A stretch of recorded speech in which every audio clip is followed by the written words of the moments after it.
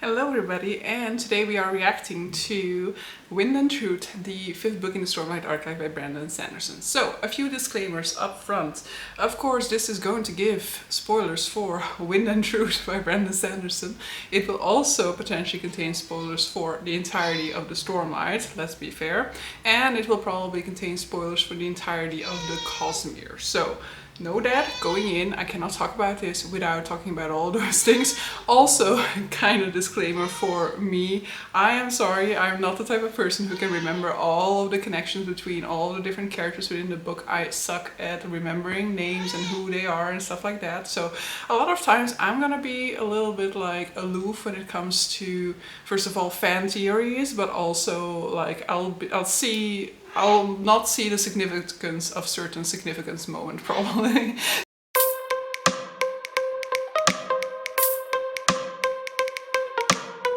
So I'm gonna be basically your stupid, like confused, naive reader of Wind and Truth. Now, I have not reread Stormlight Archive to go into book 5. I haven't even looked at a recap for book 4 in order to dive into book 5. So potentially this will also contain quite some me forgetting about things that have led up to this, but hopefully this will still go relatively well. I tend to just like go into books without necessarily rereading in order to be able to go into things.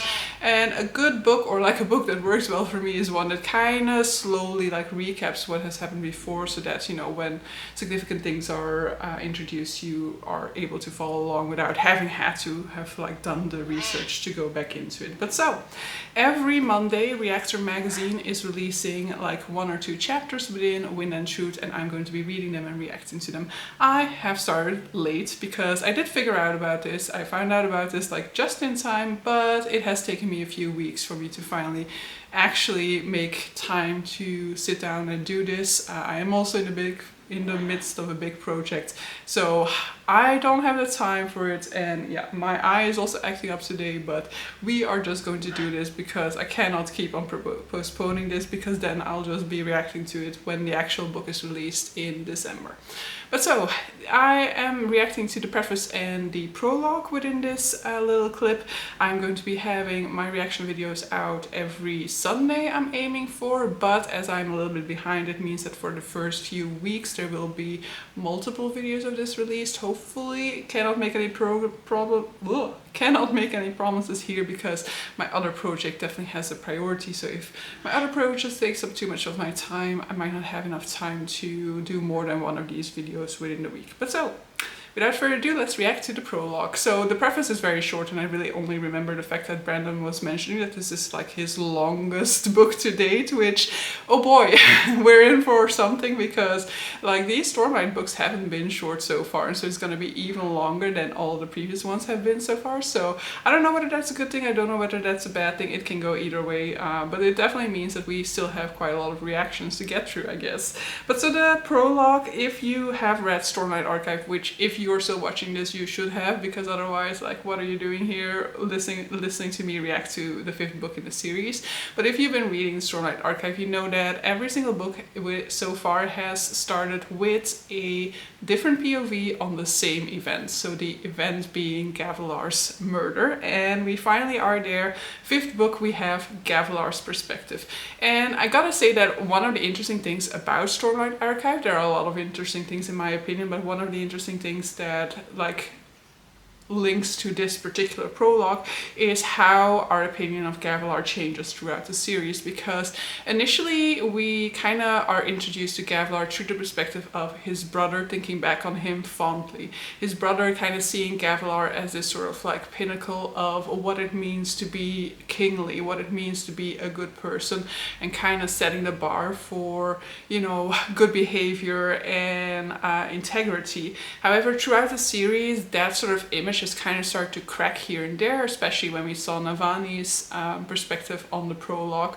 But now with Gavilar's perspective, and we get not only to see his actions and what he was doing throughout that evening, but we also get his thoughts, his way of thinking. And Gavilar very much is self-involved. He's very much a narcissist. He does have some feelings for Navani. I think his ideas when it comes to Navani are like the one moment within this prologue in which you can kind of see that there is some redemption possible for him, but he also turns aside those feelings and is like, you know what, it'll be easy for me if I don't really focus on that, because his sole gain at this point in time in life is to become a radiant, to become a herald, to become immortal.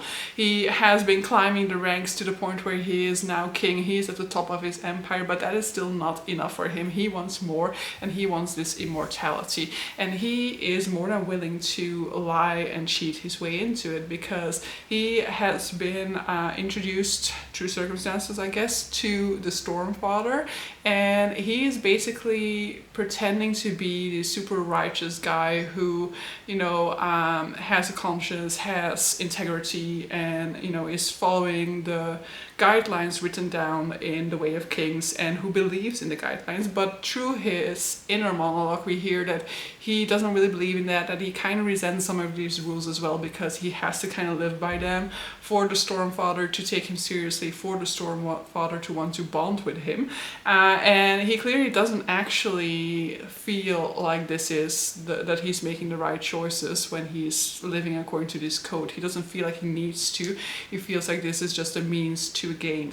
And what I found the worst moments from his perspective is the way that he is manipulating Dalinar. Now, I am not a Dalinar fan, okay? Dalinar is my least favorite character in the entire Stormlight, but I did find Gavilar to be a massive dickhead, because basically he sees Dalinar as being worth almost nothing.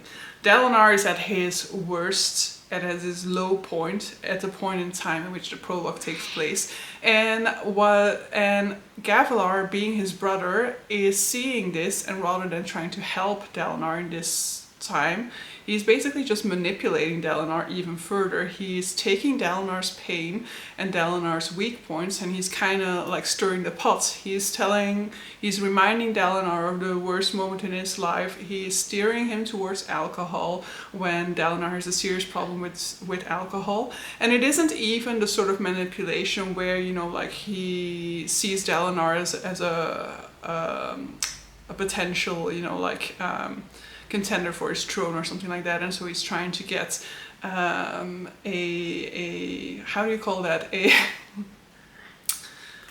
an opponent out of the way. He basically just doesn't consider Dalinar to be important at all. He just considers Dalinar to be a tool that he can point in the right direction, a tool that he can use.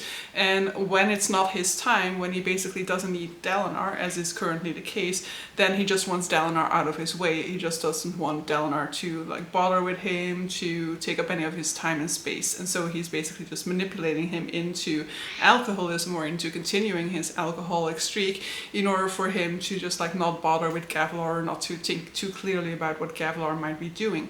In this perspective, we get another interesting thing that we get here is we get to see Tydekar, I think his new name is right, which is Kelsier from the Mistborn series. We have like silly me did not realize this, but I had, that is one of the fan theories that I had read, or fan theories, fan exposés, I guess, that Tydekar is Kelsier, which I'm not entirely sure how much I like that, but this time around we also get to see him more clearly. We see him remove his cape, and we see that he has like a hemalurgical spike through his body, and which is, I'm assuming, the way in which we have Kelsier have a body again. And I think Tydekar, it's an interesting character. I don't really know what his like ammo is, what his game is, but he's always had ambitions. So now that he is no longer sort of like linked to this one realm, now that he's not just linked to the mortal realm of Skedriel, it'll be interesting to see what he's kind of trying to aim, you know, what is his end game. I think we see sort of like a lot of mystery when it comes to this character and the Ghostbloods and what their potential gain is, and the fact that they're so high level, as in their like playing around on all different types of planets. It'll be interesting to kind of see whether we get more of that this book, whether we get to see more of his end game and what they're actually trying to achieve. But I definitely thought that it was interesting to see him there, and that is also already, like in this first prologue, we already have two massive uses of otherworldly tech basically making its way into the series. So we have the Eons, which are part of the Elantris world. We have a character from Scadrial, we have a character from Warbreaker, and then who's mentioned, who we don't really know too much about, because he's basically, Vastek is his name, right? He's basically a guy that we meet in Warbreaker, and then True People found out is a character that we then also meet later on in the Stormlight already. Well, what happened to this guy in between is very unclear, and would be very interesting because of certain links to other things such as Nightblood, for example. But yeah, I thought that this first prologue was already interesting. I think it just kind of showed us a different perspectives and showed us, you know, like Gavilar's true nature. There's also a thing that is interesting here, and that apparently, like in the discussion, it was saying that that also sparks quite some like debate amongst people reading it, is the fact that the Stormfather lies to Gavilar, or admits to having lied to Gavilar, meaning that either the Stormfather can lie and has potentially been lying to Dalinar as well at some points, or the Stormfather that Gavilar knew wasn't actually the Stormfather, but was another Spren or another being pretending to be the Stormfather. So, implications there that I'm not going to go into, but yeah, I thought that this prologue was interesting, but of course it's just like a little bit of an opening back into this world, and I think the prologue chapters, while interesting, with the exception of the sort of like very first one, they've never really excited me the way that the first one did. You know, the first one being our real introduction into this magic system and to what was possible with that magic system.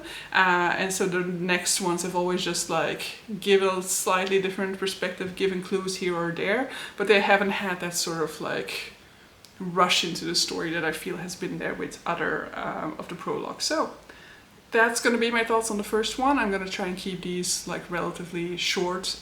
They don't have to be overly long, but so yeah, I'll be back with you guys soon-ish to talk about the next part of this series. See you. Bye.